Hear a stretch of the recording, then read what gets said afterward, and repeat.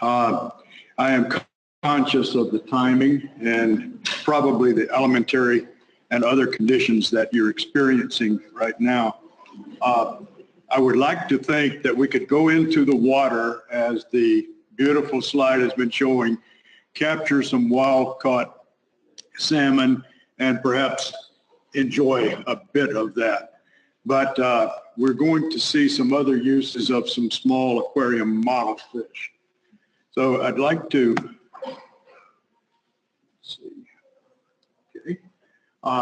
tell you that I want to go over some aspects of laboratory model aquarium fish, various exposure pathways that we can utilize, something more about the Japanese Medaka, because it is not as well known in this country as it is in Japan and in Southeast Asia. But it's something that I've had experience with for more than 4 decades. Give you an overview of studies that are going on in our lab now with both bulk selenium and the nanoform, nano silver, and then emerging into microplastics using a new transparent model fish for this work. So obviously I don't need to tell you that these organisms live in water. So if they live in water and things are suspended in that water, we know that they can act with toxic damage to surficial tissues, such as those that are on the surface of the gills and those that are on the skin in the lateral line. We deal a lot with dietary exposure, and then we take our sections, and because these are smaller, we can get a lot of material information from a very small microscopic section. However, this is not fast throughput, but we feel for developing this model and experiencing and pulling it along, we need this kind of information. So we also are able to study embryos this way, because in the Medaka, it takes 72 hours for the female to contribute the material to the vitellogenic process into the oocytes. And so as you can see later, we do some very rapid turnaround studies where we're looking at parental influences and what happens from there.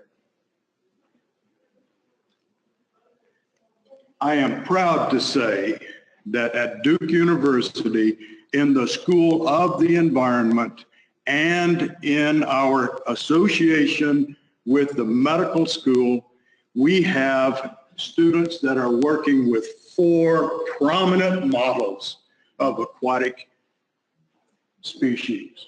Atlantic killifish inform our Superfund studies because they are along the Atlantic coast, and we're looking at old sites of treatment of wood that are legacy Superfund sites.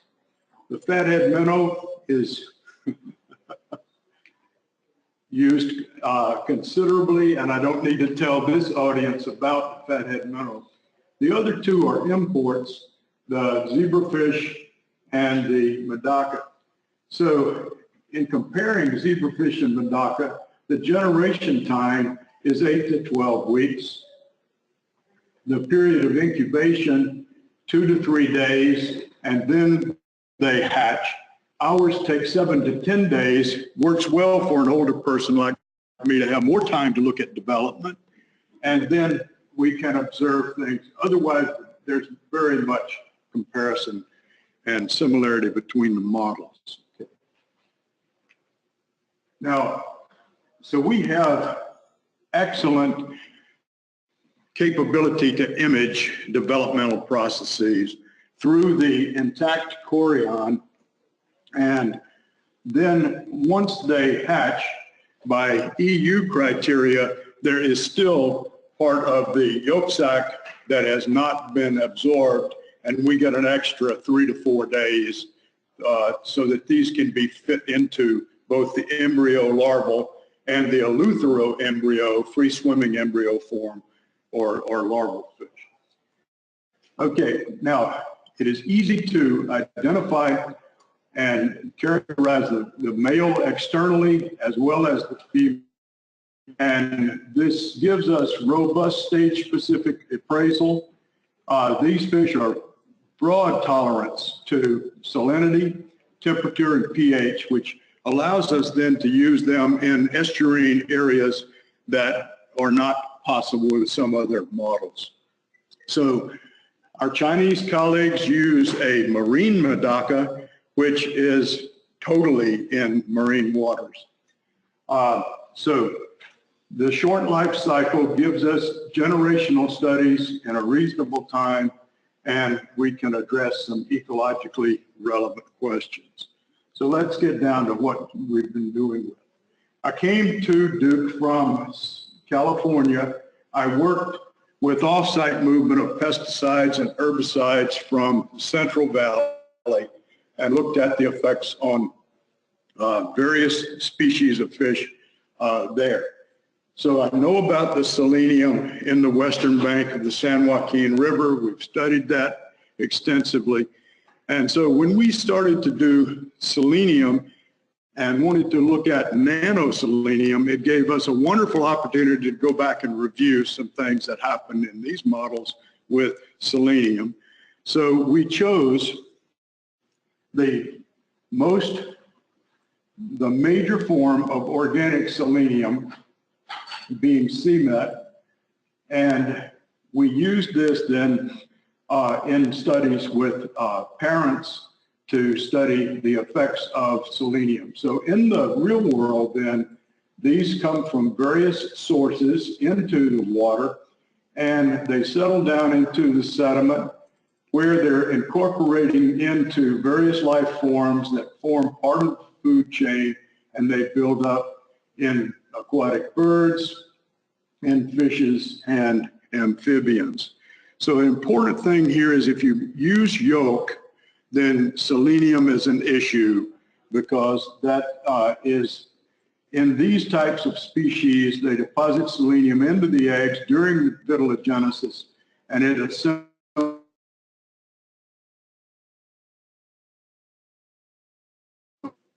Moving ahead, then the things that we see are pericardial edema, where the expanded pericardial cavity literally is associated with a tubular heart or an elongated heart, which is slowing down or preventing the process of chambering in heart formation.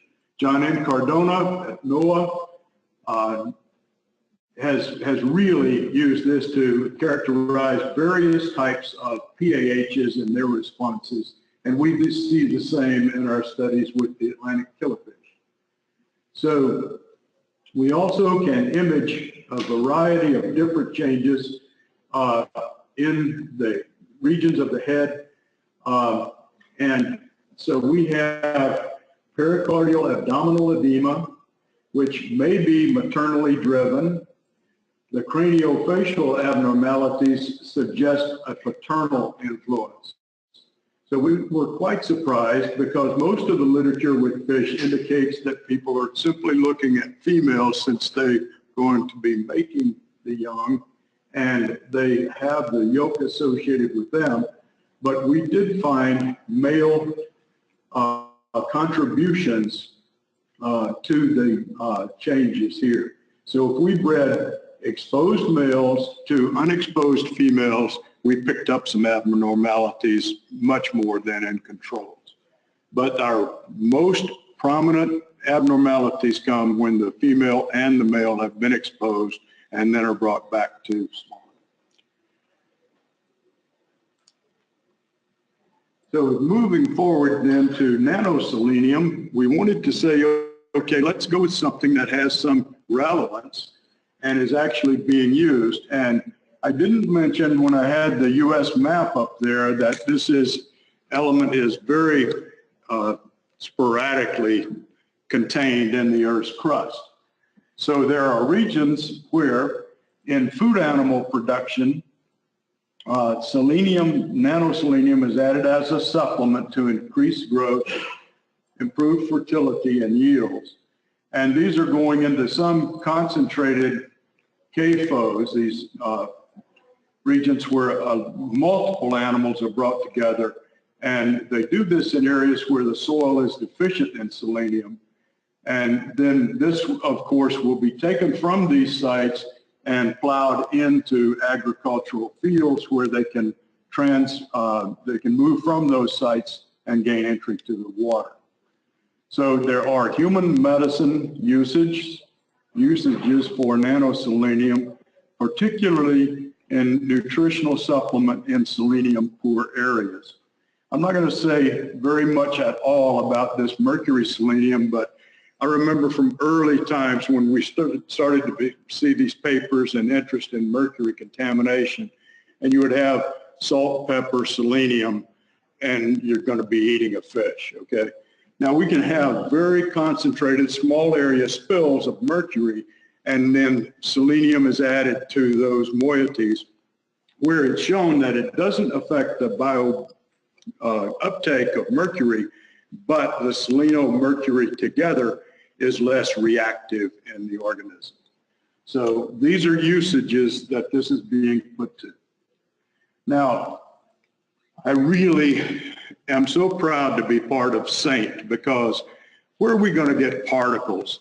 How are we going to know how they were prepared? How are we going to know and trust exactly what the label says that we're getting? So SeMet and this interaction gives us a chance to image our products. We know particle sizes. We know many of the characteristics that have been mentioned earlier, and we can use tools to see these particles in suspension. We have red coloration with the selenium, so it helps us know and show that these fluid solutions have varying amounts of the compound. We also have an imaging, hyperspectral imaging, which enables us to go into tissue slices and find where the particles have been taken up. So let's go ahead with some of this nano-selenium. So we have exposed eggs at this stage, and then to a range of concentrations. We're looking for mortality and endpoints that we can score at hatching.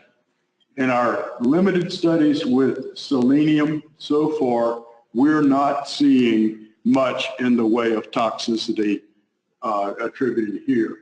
And these studies are being repeated and undergoing more evaluation now. We do get some change in the coloration of the gallbladder and the fluid immediately surrounding the gallbladder. And we're evaluating that to see if we're maybe getting leakage across that structure.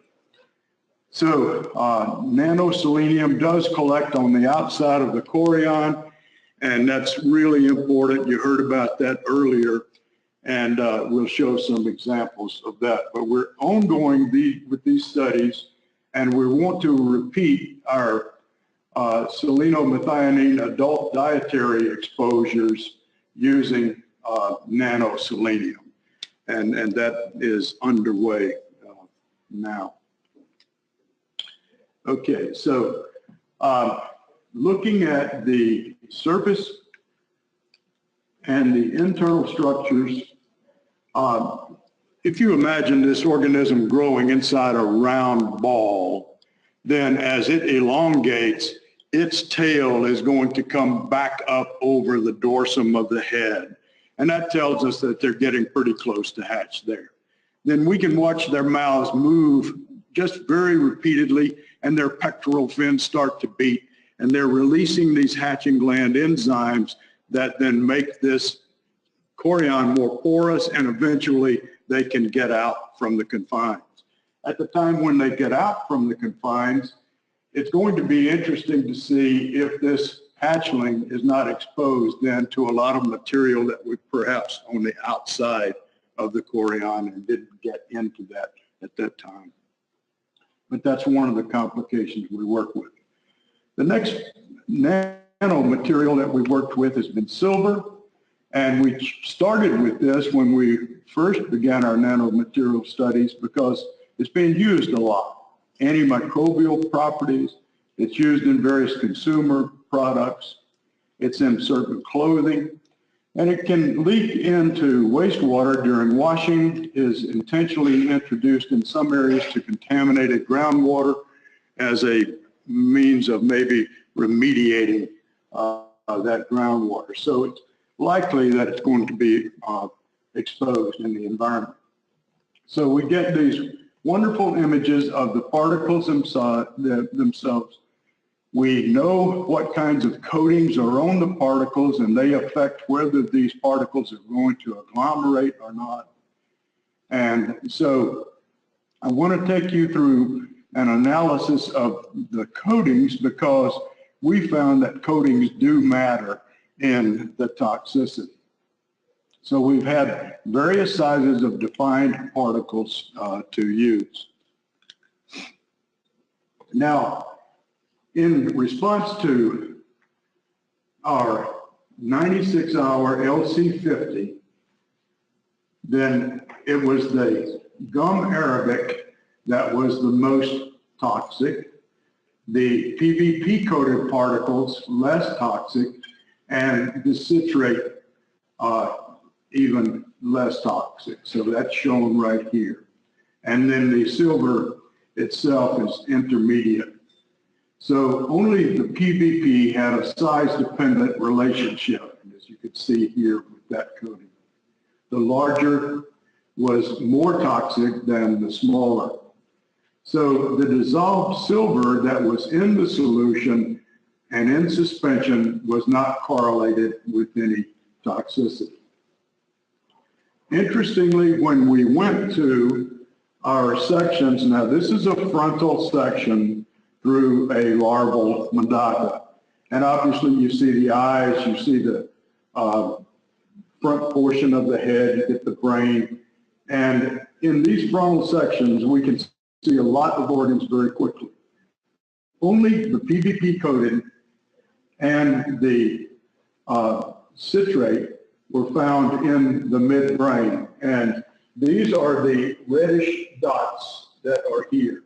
Our work now is going back to see if we can pick up pathological alterations at that site there. Then PVP was also found in the liver, which is not shown here, and we're getting it incorporated not only on the surface of the gill, but into the gill structures themselves. However, the gills at this point in time are not very well developed, and we want to continue these organisms longer so that we can see if they're interacting with mitochondria-rich cells that control the response of the organism to various metals in the water. So when we look at the toxicity with silver nanoparticles, we do find the pericardial edema. We notice that the yolk sac has been pushed down from the dorsal body wall, and so we are calling this intra-abdominal edema, and it pushes the yolk sac, displaces it ventrally. This is blood, and again, this is the lack of the formation of the chambers of the heart due to exposure. So if we look over at the control epithelium, being aquatic organisms, these cells that line their bodies are viable, as opposed to what lines our bodies, being terrestrial organisms. And with the silver nanoparticle treatment, we saw less cells in the epithelial layer. So there was a lethal effect on those cells and some retardation of skin development. So with whole body silver concentration, it increased in all treatments with the nano silver. And in this instance, the silver nitrate and citrate were the highest. We have found no increase in oxidative stress marker genes in these exposed individuals. What we are finding is a disruption of sodium regulation, with significantly reduced sodium concentrations and an increased sodium potassium ADPase expression. Now, I'm going to take us quickly to some plastics considerations. If you talk about a global issue, this is very much a global issue. Now, I live up in Oxford in a rural area, just 30 miles north of here, and at our landfill, we frequently see a lot of birds. And there have been some recent studies in Raleigh indicating what the birds are taking with them and releasing in their poop when they get over other lakes. And these lakes are used for water supply for cities. This is happening in real cold regions of the world as well, when the ice coating on the surface of the lake is melting, and these pollutants that have been measured in the sediment have been going down for years, but now with more birds moving in, flying, and living over there, you're starting to see the recovery of some of these contaminants. So we're concerned about these plastics and microplastics. In reviewing some material recently, this runoff, for example, in the Puget Sound. Now, I'm not saying this is plastics. It's just urban runoff. Urban runoff kills mature coho salmon that are coming back to those waters to spawn, sometimes within hours after they return. So urban runoff is a huge issue.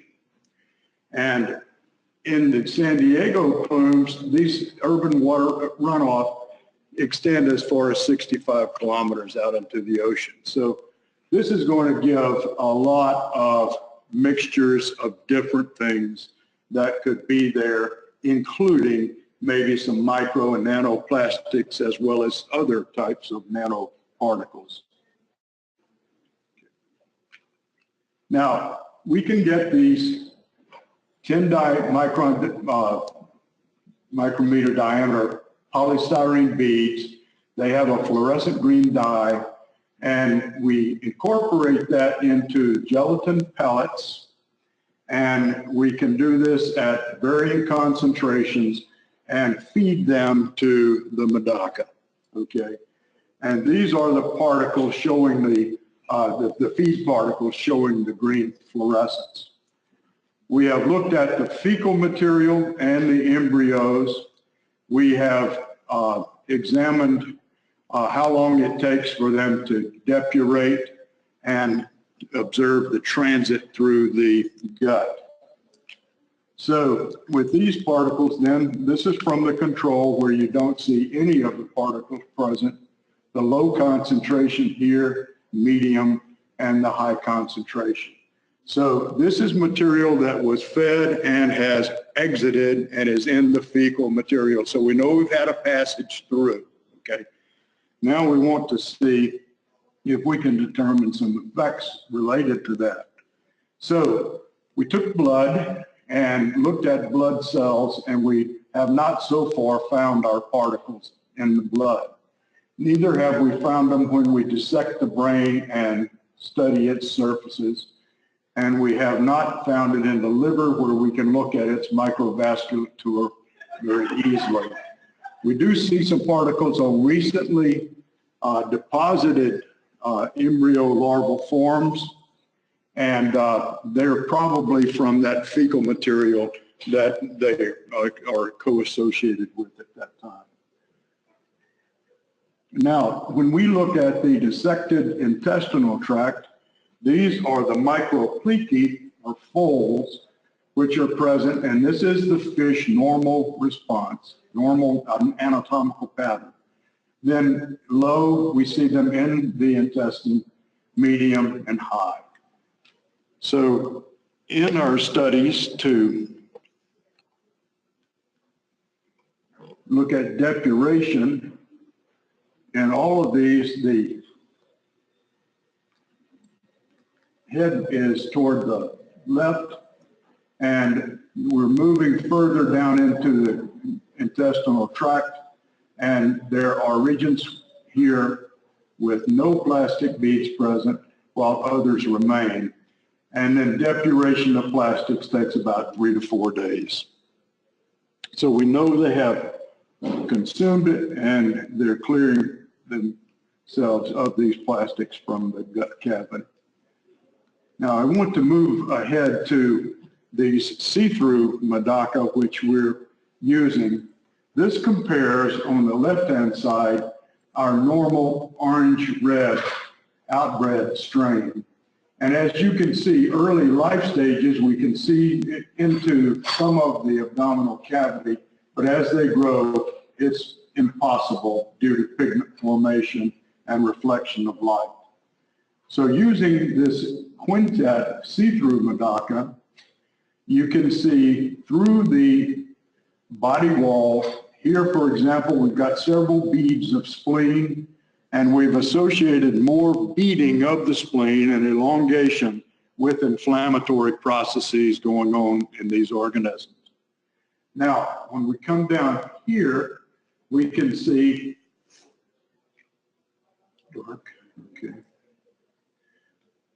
the intestine, and I'll show you that better in a moment. And here's the liver field. This is the heart, and we see blood in the gills. And this is all in living fish. So when we have exposed to a carcinogen diethylnitrosamine that we did a lot of work with, we had a 12-year, 13-year NIH Cancer Institute grant that gave us the chance to look at these as possible models for carcinogenesis. So using the rapid growth of these organisms, we exposed to diethylnitrosamine, and this exposure was done for 24 to 48 hours just after hatching. And then they are rapidly growing, and so we feel our data show that with this rapid growth, the modified cells undergo proliferation.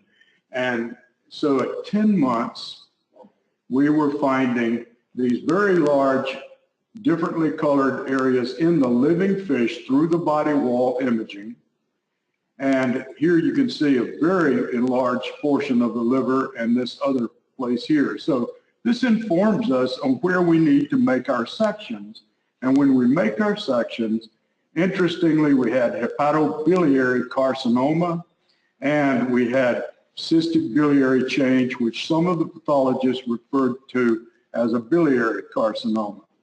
So here you're looking at the intestine, you're looking at the blood vessel pattern. These are oocytes, and this liver is literally about 1/7 of the body length at this time. So it's a massive response.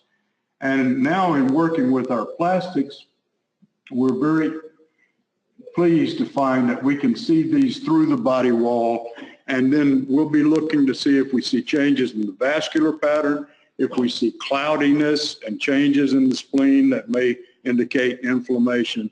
But it gives us a chance to move from the embryo imaging to ask what are the later life effects of some of this exposure.